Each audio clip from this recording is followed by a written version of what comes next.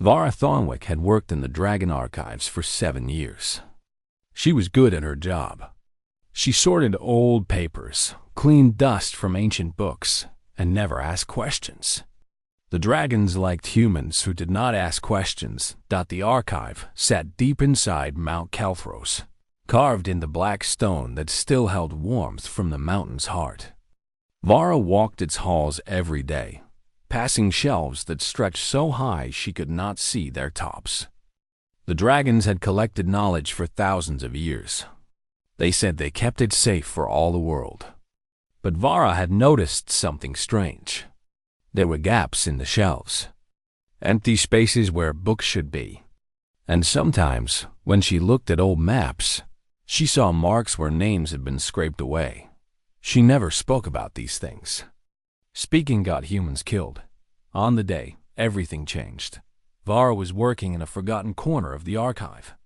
A pipe had burst and flooded a storage room. Her job was to check each item for damage. Most were ruined beyond saving. Tax records from 1,000 years ago. Trade agreements between dragon lords. Nothing important. Then she found the door. It was hidden behind a collapsed shelf, covered in so much mud that she almost missed it. The door was made of metal that did not rust or bend. Strange symbols covered its surface. Vara had studied many languages in her 7 years, but she did not know these marks. She should have reported it. That was the rule. Any discovery must be reported to a dragon overseer. But something stopped her. The symbols seemed to pull at her eyes. They felt familiar, like a song she had heard as a child, but could not quite remember. Vara cleaned the door with her sleeve. As she traced the symbols with her finger, she felt heat. Not the mountain's warmth, but something older. Something that recognized her touch. The door opened. Beyond it lay a small room lit by crystals that glowed without fire. In the center stood a stone table. On the table sat 3 tablets made of a material Vara had never seen. It looked like glass but felt like wood. The same strange symbols covered their surface. Vara knew she should leave. She knew this room was forbidden. The dragons had sealed it away for a reason. But her hands moved without her permission. She picked up the first tablet and looked at the symbols. As she understood them, the knowledge came flooding into her mind like water breaking through a dam. The symbols were words. The words were her language. Not the common tongue humans spoke now, but something deeper. Something that had been taken from them. The tablets spoke of an empire. A human empire that had stood before the dragons rose to power. It told of cities with towers that touched the clouds. Of mages who could share their magic with each other, growing stronger together than any single being could become alone. Of a time when humans and dragons had been equals. Then it told of war. The dragons had seen human magic as a threat. When humans shared power, they became too strong. The dragons could not allow this. So they had waged a war, not just of fire and claw, but of memory. They burned every book. They killed every scholar. They destroyed every temple and school and library, until nothing remained of what humans have been. Then they rebuilt humanity in their own image. As servants, as lesser beings, as creatures who should be grateful for dragon protection. Vara's hands shook as she read. Everything she knew was a lie. The dragons had not lifted humans from savagery. They had pushed them down from greatness. She heard footsteps in the corridor outside. Heavy footsteps that made the floor shake. A dragon was coming. Vara moved fast. She wrapped the 3 tablets in her work apron and tucked them against her body. Then she stepped out of the hidden room and pushed the door shut behind her. The metal sealed without a sound. The dragon that found her was Karatos. He was old even by dragon standards.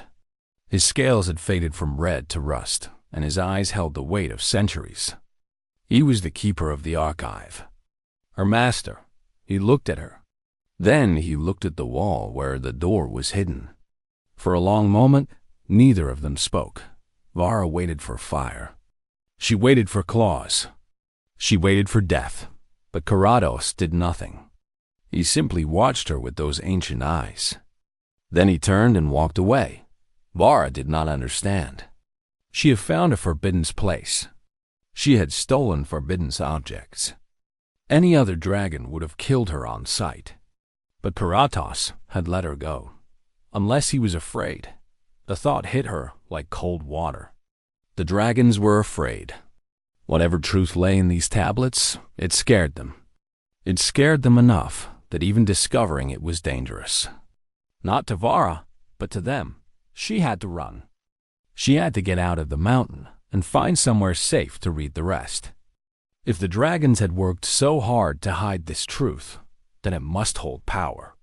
Power that humans had lost. Power that humans could take back. That night, Vara Thornwick left the dragon city of Ashenmaw.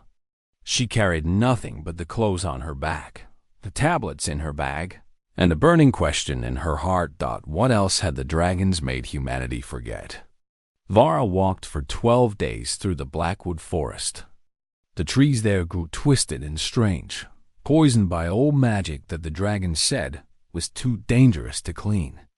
No dragon ever flew over the Blackwood. No dragon patrol ever entered it. That was why Vara chose it. On the 13th day, she found the Thornwalkers.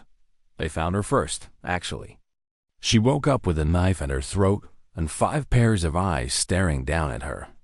The Thornwalkers were humans who lived where humans should not be able to live. They ate the poisoned fruit and drank the black water and somehow survived. The dragons called them savages. The dragons said they were barely human anymore. But when Vara showed them the tablets, their leader started to cry. His name was Jorik. He was a big man with hands scarred from forge work. His family had been blacksmiths for 20 generations. They made simple tools for simple people. That was what they told the dragons, anyway. But in secret, they passed down techniques that no human should know. Ways to fold metal that made it stronger than dragon scale. Patterns that let blades hold an edge forever. Knowledge that came from somewhere the dragons had tried to erase. Jorik had always known his family carried a secret. Now he understood what it was. The Thornwalkers took Vara to their village. It was hidden in a valley where the poison trees grew so thick that even sunlight could not reach the ground. The people there lived by mushroom light and careful steps. They were thin and pale and strange, but they were free. No dragon had ruled them for 100 years. More people came to meet her. Mira was a blind woman who saw things that eyes could not see. Her grandmother had whispered stories of the time before Boeing, when humans stood tall and dragons asked for permission to enter human lands. Everyone had thought her grandmother was mad. Now Myra was not so sure. Caldrus was a soldier who had run away from the dragon armies. He had found cave paintings in the eastern mountains. They showed humans and dragons standing together as equals. More than that, they showed humans riding dragons not as slaves ride masters, but as friends ride friends. The dragons had told him those paintings were made by primitive people who did not understand the natural order. But the art was too good. The technique was too advanced. Someone had lied. Together, they began to translate the tablets. The work was slow. The old language was complex, full of ideas that had no words in modern speech. But piece by piece, the truth came together. And it was bigger than any of them had imagined. Humans had not always been weak. Long ago, they had discovered something that dragons could never do. Dragon magic was powerful, but it was lonely. Each dragon kept their power to themselves, guarding it like gold. They could not share it even if they wanted to. Their nature would not allow it, but humans were different. Human magic grew stronger when it was shared. A single human mage was weak. 2 together were more than twice as strong. 100 working as one could shake the mountains. The dragons had seen this power growing. They had watched human cities rise higher than dragon nests. They had felt human magic spreading like fire across dry grass. And they had been afraid, so they started a war. Not a war of conquest, but a war of forgetting. They burned the libraries. They killed the teachers. They broke the networks of shared magic and scattered humans across the world until they forgot they had ever been connected. Then the dragons told a new story. They said humans were young and foolish. They said dragons had lifted humanity from darkness. They said the natural order placed dragons above and humans below, and humans believed it. How could they not? Every book said so. Every elder taught it. The lie became truth because no one remembered the truth had ever been different. But the tablets revealed one more secret. The old magic was not destroyed. It was only sleeping. The ancient human mages had known they were losing the war. In their final days, they had hidden their power in 7 sacred places across the world. They had bound it with locks that only humans could open. The dragons had spent 10,000 years searching for these places. They wanted to destroy them, but they could not. The bindings kept them out. Only human hands could touch them. Only human hearts could wake them. That was why the dragons feared Vara. That was why Karatas had let her go. He hoped she would lead them to the binding sites. He hoped they could finally end what they had started so long ago. Vara looked at her friends in the mushroom light. They were thin and tired and scared. But in their eyes, she saw something she had not seen since leaving the archive. Hope. The old magic was still out there. The old truth was still waiting. And now, for the first time in 10,000 years, humans knew where to find it. The Mirror of Sorrows lay 3 weeks north of the Blackwood. It was a lake so still that it reflected the sky perfectly. Old stories said anyone who looked into its waters would see their true self. Most people stayed away. They were afraid of what they might find. Vara and her companions reached it on a morning when clouds covered the sun. The lake looked like a sheet of gray metal. No wind touched its surface. No birds sang in the trees around it. Even the air felt heavy, as if the world was holding its breath. They were not alone. Karatos waited on the far shore. He had come without guards, without servants. Just one ancient dragon facing 5 tired humans across the silent water. He spoke first. His voice was soft, almost kind. He said he had come to offer them a choice.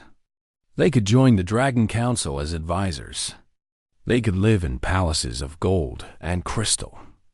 They could have wealth and comfort for themselves and their families forever. All they had to do was give him the tablets and forget what they had learned. Vara asked him a question that had burned in her mind since the night she escaped. Why did you not kill me? Karatos was silent for a long time. Then he told her the truth. The binding sites were protected by human magic. No dragon could approach them. No dragon fire could burn them. The ancient mages had built their defenses too well. For 10,000 years, the dragons had waited for humans to find the tablets. They needed human hands to reach the sleeping power, but they could not force humans to destroy it. The magic would not allow that. Humans had to choose. They had to want the old power gone. So the dragons had planted the tablets where the right kind of human would find them. Someone curious. Someone brave. Someone who might be convinced that the old magic was too dangerous to wake. Vara understood now. She was not a threat. She was a tool. The dragons did not want to kill her. They wanted to use her, but Karatos had made a mistake. He had told her too much. He had admitted that the dragons were afraid. He had shown her that humans still had power the dragons could not take. She asked another question. Why tell me this? The old dragon looked at her with eyes that had seen empires rise and fall. He said he was tired. 10,000 years of guarding a secret was a long time. Some of the younger dragons wanted the war to end. They had helped Vara escape. They had made sure she found the hidden door. A battle was coming within dragonkind itself, and Karatos hoped she would choose the side of peace. Peace meant destruction. Peace meant ending the human magic forever so that dragons could stop being afraid. Vara thought about her 7 years in the archive. She thought about the gaps in the shelves and the names scraped from maps. She thought about all the humans who had lived and died believing they were nothing but servants. She made her choice. She walked into the lake. The water was cold, but it did not feel like water. It felt like memory. With each step, she sank deeper into the past. She saw the old empire in its glory. She saw human children learning magic in schools of white stone. She saw dragon and human laughing together at a feast. Then she saw the war. The burning libraries. The screaming scholars. The slow death of everything humanity had built. The binding site was at the bottom of the lake. It was a pillar of crystal covered in the old symbols.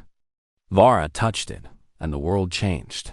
Power flowed through her like light through glass. It was old and vast and hungry. It reached out, searching for other humans to connect with. On the shore, Jorik gasped and fell to his knees. Mira cried out as visions filled her blind eyes.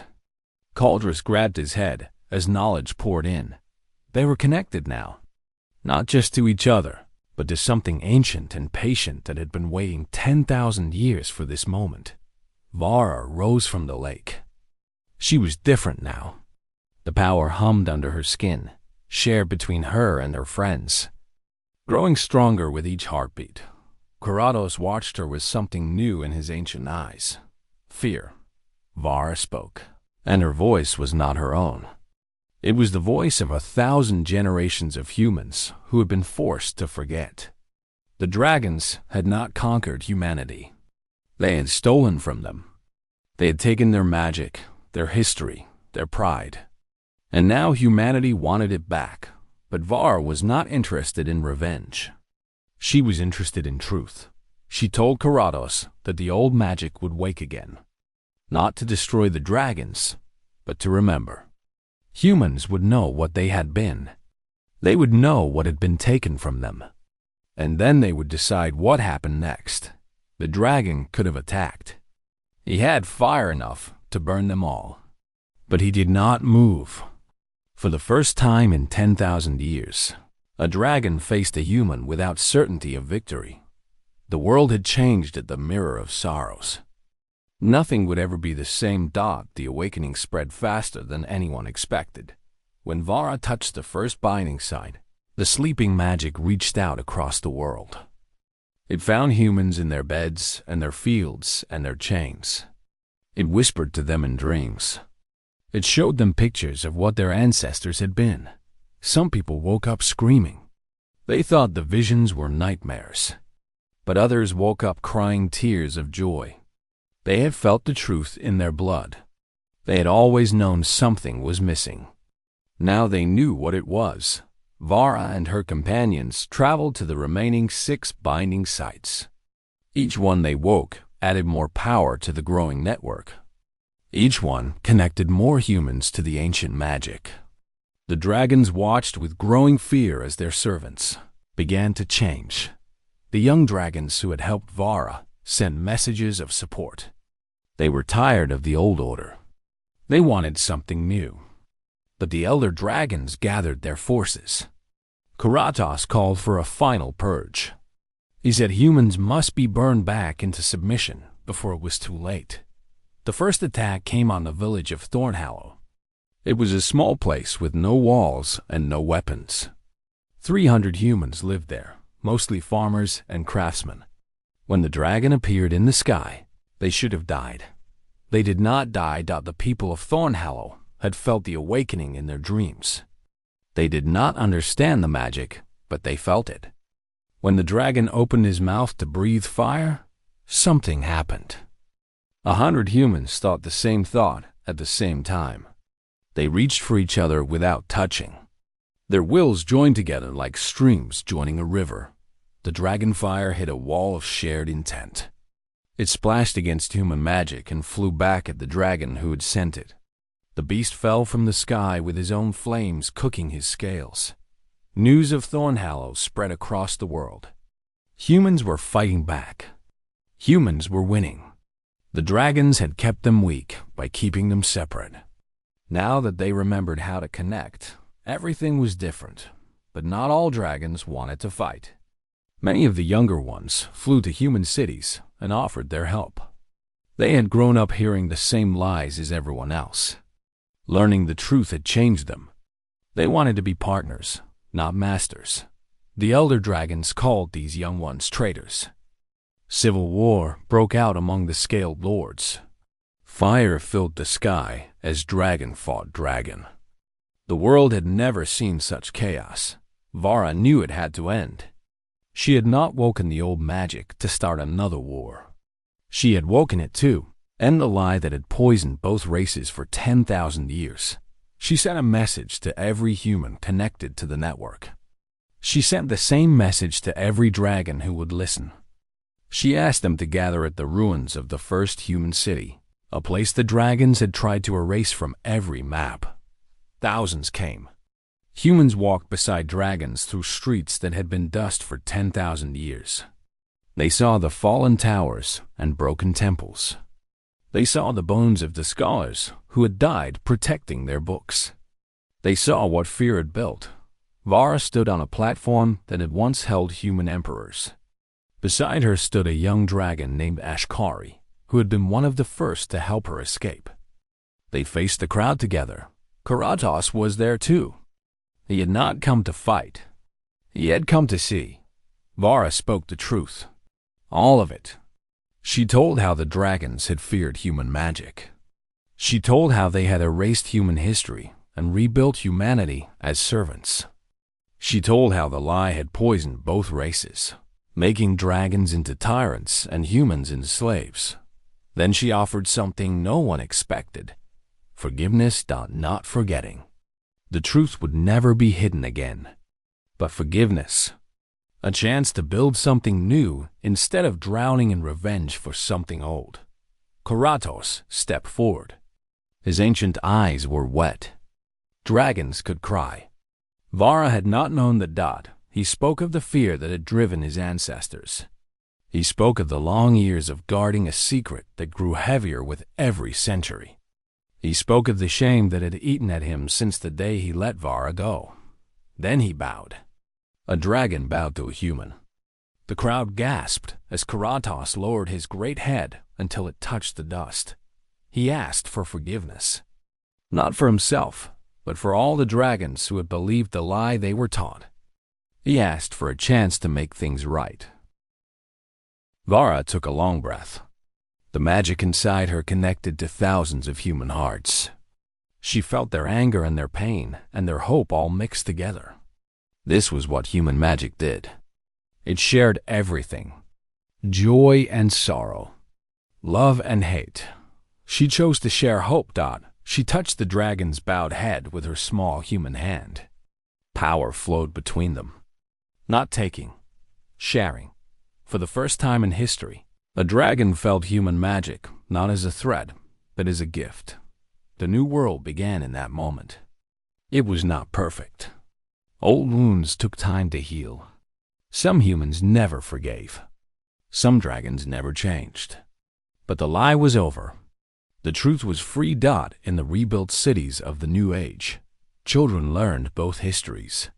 They learned what the dragons had done. They learned what the humans had forgotten. They learned that power shared was stronger than power hoarded. Vara Thornwick became a teacher. She spent her remaining years showing young humans how to connect their magic. She also taught young dragons how to trust. On the day she died, 100 humans and 100 dragons stood around her bed.